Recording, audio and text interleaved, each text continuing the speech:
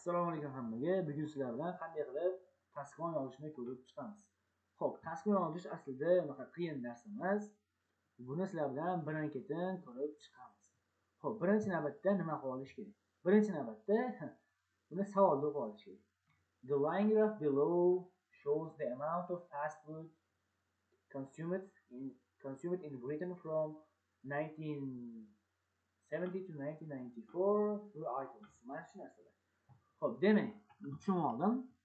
Demak, bu line graph ko'rsatar ekan, haftasiga odamlar qancha gram fast food yeganini Britaniyada 70-yildan 90-yillar atrofida orasida degan. Bo'ldi, mana shuni aytishim kerak. Endi qaranglar, ko'pchilik mana shu narsani e'tiborsiz qoldiradi. Pastdagi so'rovni. Lekin mana shu ham e'tiborsiz qolmaslik kerak.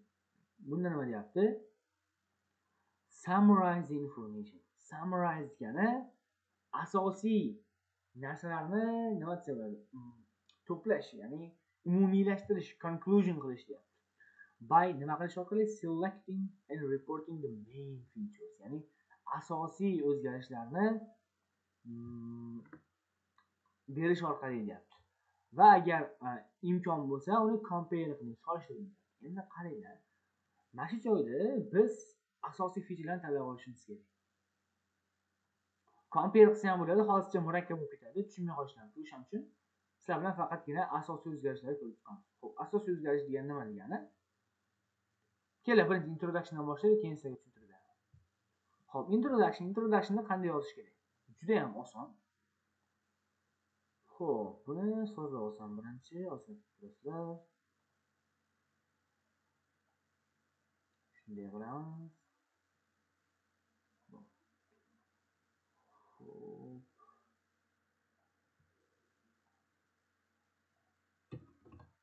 Demak, introductionda doim bir xil qilib boshlasa bo'ladi. Ya'ni the line graph deymiz. Line graph shows mas comparisons. Comparison degani solishtiradi something. Nimanidir solishtiradi in terms of. In terms of degani mana shu narsa bo'yicha, nimadir narsa bo'yicha, u ham something. Bu kelishi mumkin, aytsa bo'ladi the line graph compares, solishtiradi nima desa? Aytsa bo'ladi social media platforms. Social media platformlarini solishtiradi in terms of. In terms of degani mana shu narsa bo'yicha. Nima narsa bo'yicha? In terms of popularity desa bo'ladi. Yoki in terms of the number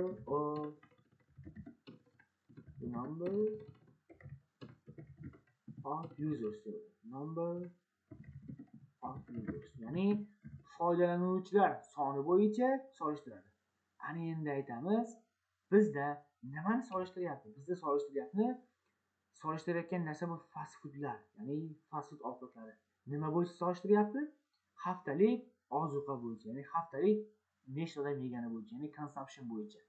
Endi aytamiz, compare deymiz, nima solishtirayotganda aytsak bo'ladi fast food items deymiz, ya'ni fast food ovqatlarini solishtiryapti. Nima bo'yicha? In terms of weekly consumption. Weekly consumption degani haftalik qancha odam yegani per person, har bitta inson uchun. Endi aytamiz, in qayerda bu? Britainda. Britain. Xo'p, qachondan qayergacha? Aytamiz, barda from bilan to kelsa biz between deymiz. Between necha orasida? 70-yillar bilan 90-yillar orasida. Bo'ldi, mana shuni o'zi yetadi introductionga. Unaqa keyin bitta maslahat, demonstrate yana qanaqadir bir murakkab so'zlar ishlatishyapti. Biz oddiygina compare deb yozib ketsam bo'ladi. Endi yana bitta qolib ketgan narsa, yonidagi unitlar bor-ku, unit. Raqamchilar. O'sha haqida ma'lumot berib qo'yishimiz kerak. Ya'ni bular grammdami, foizdami yoki boshqa narsani o'shani aytib qo'yishimiz kerak. Bular nima deydi? Bular grammda o'lchanyapti. Ya'ni qanaqa o'lchovdaligini aytib qo'yishimiz kerak. Demak aytamiz, units are measured. Ko'p o'lchanadi. Nimada? In grams. Ular gram bilan hisoblanadi deyapmiz, yonidagi raqamlar. Ana endi biz overall yozsak bo'ldi. Overall'da nima qilish kerak? Overview degani. Overview. Xo'p, birinchi aytsak bo'ladi, misol increases o'sishlarni, keyin decreases pasayishlar, keyin aytsak bo'ladi the biggest eng katta o'zgarishlar, keyin the smallest change. Bu juda shart emas to'g'risi. Shu 3 dan yozib qo'ysalar ham bemalol 7 ga 7 qilsa bo'ladi mana shu narsalarni. Agar vaziyatga to'g'ri kelsa. Endi increase ni qanday aytsa bo'ladi? Biz bitta o'zi nima deb increase bo'lgan? Bizda consumption of nimaning to'g'ri yozdim. Consumption of. Xo'p, bizda o'sgan narsalar mana qizil. Ya'ni fish bilan hamburger ekan. Consumption of fish and chips. Fish bilan chipsni va nimani? Hamburgerni. Hamburgerni consumptioni rose over the period. Nima bo'ldi? O'sdi deymiz. Ana endi nima pasaydi?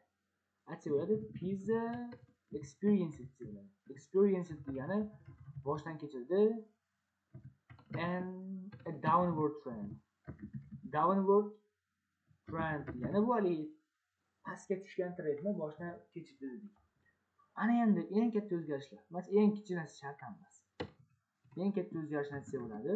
Kim bitta eng katta o'zgarish? Fish bilan chips dedi, to'g'rimi? Fish and chips.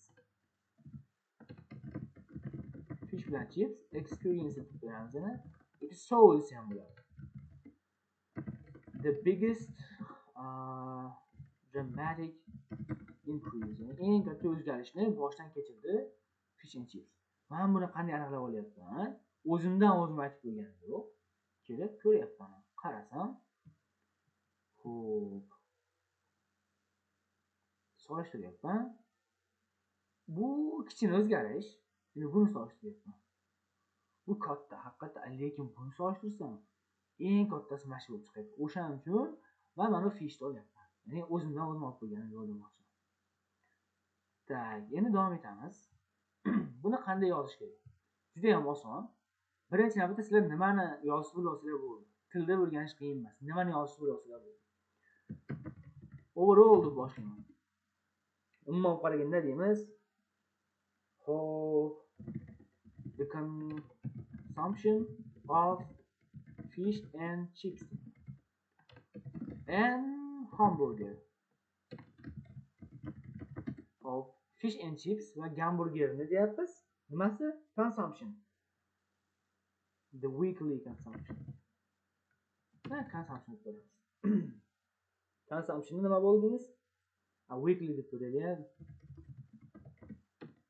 Shu haftalik consumptionni xo'p, aytsak bo'ladi.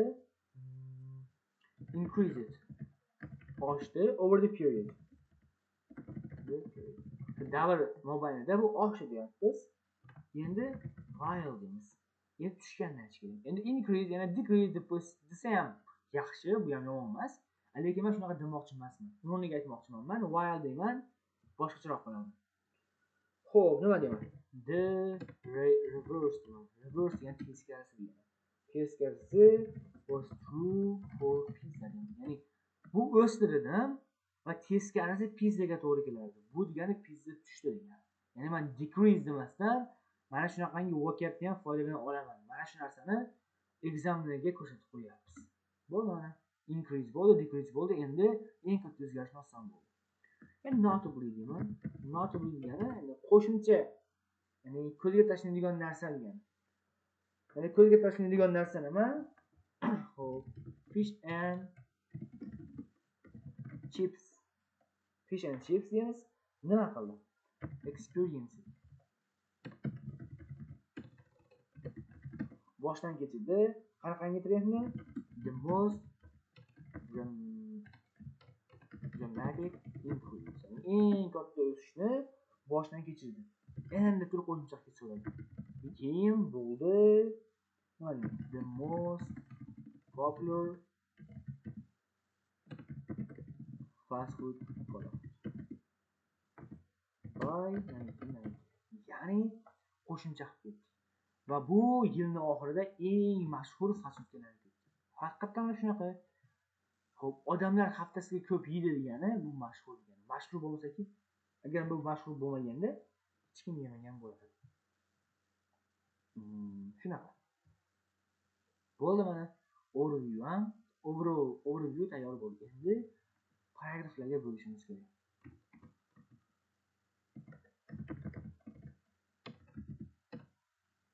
Paragrafing.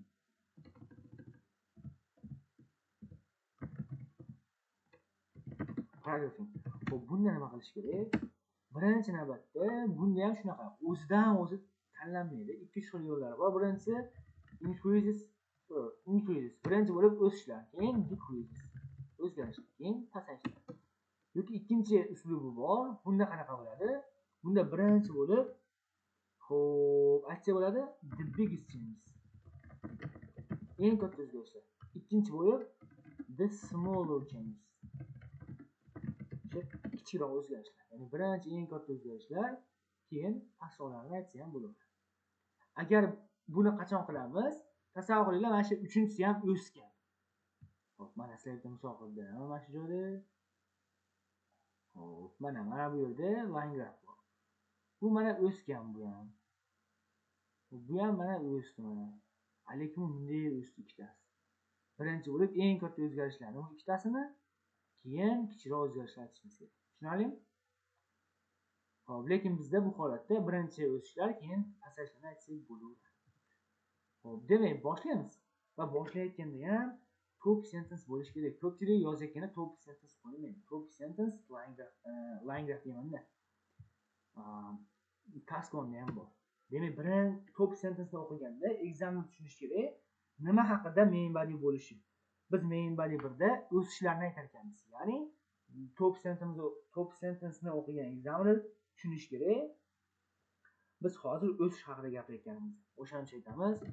Focusing on the rising trends. Ya'ni nimaga fokus qilyapsiz hozir?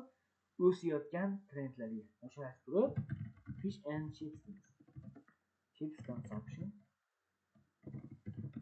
Mashining consumptioni, ya'ni yeyilishi.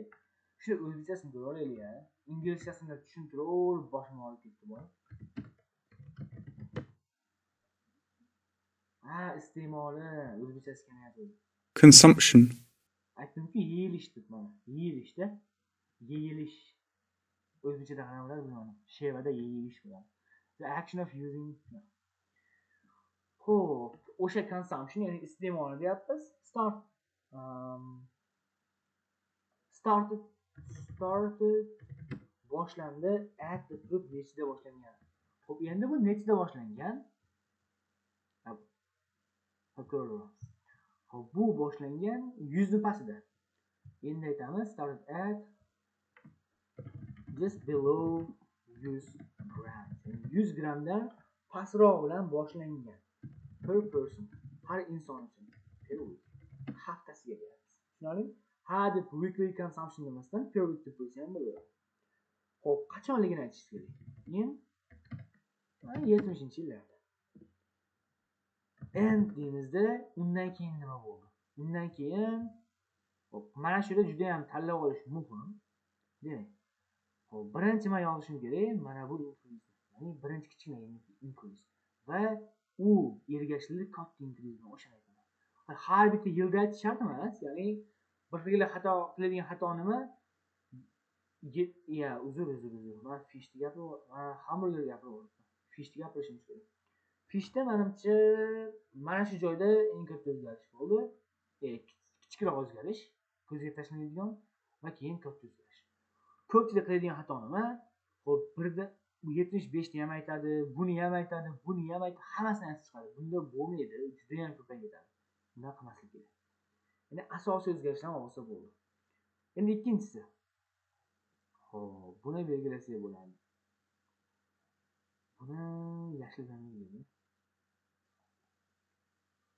Xo'p, keyingisi. Bunday o'zgarish mana shu joygacha bo'ldi. Kichikroq o'zgarish 85 gacha, keyin katta o'zgarish 90-yillarda. Mana shu ikkita o'zgarishni men yozib qo'ysam bo'laveradi. Nima boshladim? Birinchi nechi bilan boshlanganini aytdim. 1900 bu birinchi 100 ni pastrog'ida boshlandim. And rose slightly. Biroz oshdi. Nechiga? Taxminan bir 150 larga oshdi. Ya'ni 150 grammga oshdi dedik. Hop, nechinchi yil? By ko'rib olish. Men ko'zim o'tmayapti. Taxminan bir 80-yillarda. 1980-yillarda nechiga o'sdi? 150 ga o'sdi. Endi to'xtadamiz shu yerda. Ana endi keyingisini qo'shib ketish kerak. Mana shu yerda qiladigan ko'pchilik qiladigan xatolardan bittasi yana weekly consumption deb boshlaydi. Yana weekly consumption demasdan aytsam bo'ladi. Shunchaki this was deb desam bo'ladi. This was degani mana shu degani. Mana shu deb weekly consumption deb tushunmasa bo'laveradi. Mana shu followed by degani xo'p, mana shu actiondan keyin nima bo'ldi? Bizda bo'ldi, nima? Bundan keyin ot qo'yish kerak. A sharp increase. Ya'ni bu ergashildi. Nima bilan? Juda ham katta o'sish bilan. Xo'p, bu o'sha katta o'sish nechiga katta o'sishni tasvirlaymiz. Bu izimiz. Nima orqali? The aksiya bo'ladi. With consumption peaking at 500 grams. Endi sizlarga tushuntirib beraman. Qani. This was followed by a sharp increase degani va bu davom etdi juda ham katta o'sish bilan. Ana endi mana shu sharp increase ni biz mana shu joyda tasvirlab beryapmiz. Ya'ni qanaqangi o'sish? Consumptionning 500 ga peaking at degani eng cho'qqisiga chiqishi. Ya'ni 500 gram bilan o'zining cho'qqisiga chiqishi orqali with orqali desa ham bo'ladi. Mana shu narsa orqali bu juda ham katta o'zgarishni boshdan kechirdi. Tushunarlimi? Xo'p, bo'ldi. Buni boshqacha qilib aytsa ham bo'ladi. Misol uchun nima deymiz? Boshqa paytlar. And this was followed by a slight decline desa ham bo'ladi. Decrease. Bu kichikroq pasaydi. With consumption. Ya'ni consumption nima bo'ladi deymiz? Atse bo'ladi. Consumption. Hop. Declined to taxminan bir 50. Shunaqa gapirsa ham bo'ladi. Tushunarli? Xo'p, demak, davom etamiz. Birinchi bo'lib qachon boshlangani, undan keyin nima bo'lgani va oxirini aytib qo'ydik. Bu mashina o'zi yetadi. Ana endi biz ikkinchisiga o'tishimiz kerak. Ikkinchisiga o'tishdan shunchaki o'tib ketmaymiz. Xo'p. Biz bunda linking word bo'lishi kerak. Ya'ni xo'p, linking word degani gaplar bir-biriga yaxshi ulanishi kerak. Endi hamburgerda aytamiz, shunga o'xshagan holda deymiz. Ya'ni similarly desa bo'ladi yoki likely desa bo'ladi. Likewise desa ham bo'ladi. Mana shunday deb likewise zo'r qolaman. Shunga o'xshagan holda deyapmiz. Hamburger consumption nima bo'lgan?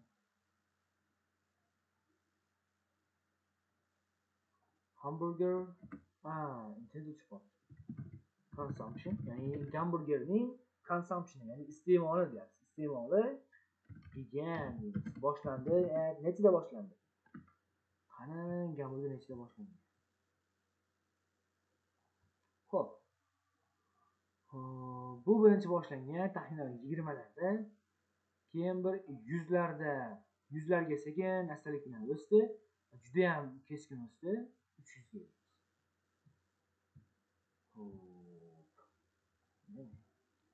Endi began approximately so around some roughly some taxminan boshlandi 20 grammdan. Grams.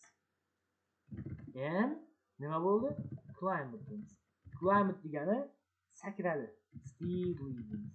Mana shuni grew desa ham bo'ladi, rose desa ham bo'ladi. Rose steadily degani ham asta sekinlik bilan o'sdi degani. Asta sekinlik bilan o'sdi nechiga? 100 grammlarga. 100 grammlarga taxminan asta sekinlik bilan o'sdi. Xo'p, nechinchi yilgacha? By 85-yilgacha. Bo'ldi. Endi to'xtatib, this was deb ketsam ham bo'lardi, lekin takrorlanish bo'ladi. O'sha takrorlanish bo'lmasligi uchun before deyman. Before degani oldin. Nima bo'lishdan oldin? Virgul qo'yibdi. Nima bo'lishdan oldin? Mana shu trend, mana shu consumption 300 ga chiqib ketishdan oldin mana shu narsa bo'ldi. Before aytaman rising sharply to 300 deymiz. 300 ga oshib ketishdan oldin. Sharp ikkita bo'lib mana shuni dramatically deymiz. Juda ham keskin o'sib ketishdan oldin. Nechiga? Xo'p, 300 larga. 300 grams by the end of the period. Davrni oxirida deyapmiz. Bo'ldi. Biz ikkalasini ham tasvirlab oldik. Birinchi nechida boshlanganini aytdik mana. Xo'p, end deb turib nechiga o'sganini aytdik. Va before deb oxirgisini aytdik. Nima bo'lishdan oldin? Ya'ni mana shu narsa bo'lishdan oldin. Bo'ldi mana. Shu bilan part 1 emas, body 1 tayyor. Ana endi decrease o'tamiz. Endi ikkinchi main bodyga o'tganda yana birdaniga tobda daraja tushganday bu tushib ketdi deb ketsa bo'lmaydi. To'g'ri sentence yozish kerak. To'g'ri sentence qanday yozamiz? Xo'p, aytsa bo'ladi in contrast deymiz. In contrast degani bunga o'xshamagan holda. Xo'p, o'xshamagan, ya'ni farqli o'laroq pizza deymiz. Pizza consumption, ya'ni o'sha pizzaning iste'moli showed a declining trend. Ya'ni bu ko'rsatdi qanaqangi trendni?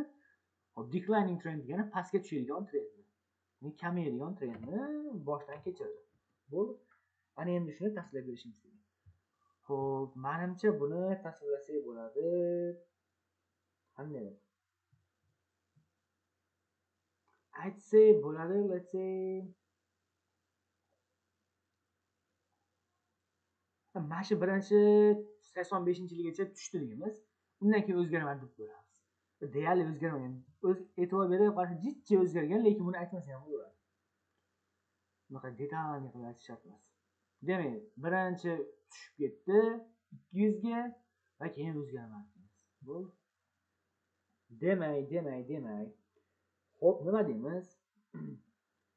Bitta joyda mashinani zo'rna solib ketsa bo'ladi. It was the most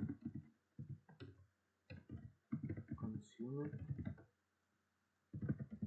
fast food in 1990. Ya'ni 1700-yillari u nima edi dedim? Eng ko'p iste'mol qilingan fast food. Shunaqa ta'riflab ketsa ham bo'ladi. Yoki maksimum. Mayli. Xo'p, 1700-yillarda nima edi bu? O'sha eng ko'p yeyilgan ovqat edi deyapmiz. Necha? 300 grams per person.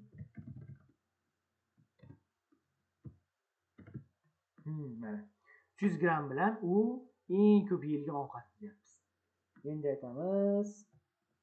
Nima bo'ladi? Mana shuni yozmasak ham, mana shuni at deb turib. Buni at demizda 300 gramlar.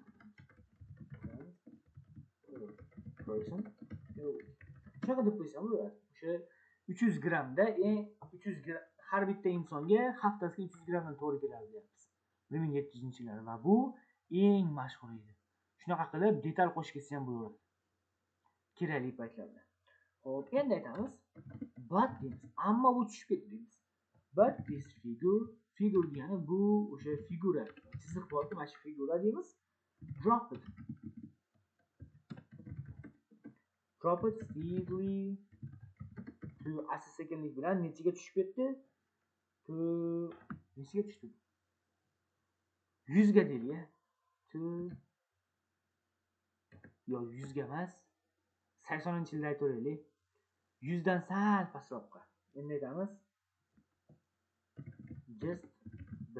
Just above deymiz, teparoqqa. Just above 100 gram. 100 gramdan sal teparoqqa tushdi deyapmiz. Nechinchi yillarda? Sorry, 200 gram.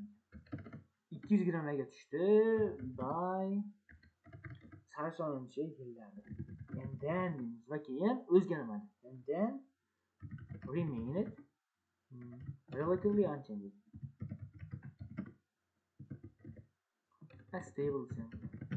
Stable gani ham bir xil qoldi. Until qachongacha? 1990-yillargacha. Bo'ldi, mana shu bilan menimcha bir 8 lar atrofida ham bo'lsa kerak, menimcha. Chunki xo'p, paragrafga yaxshi bo'ldik, grammatikada chotki grammatika ham, gaplar bir-biriga chotki ulangan.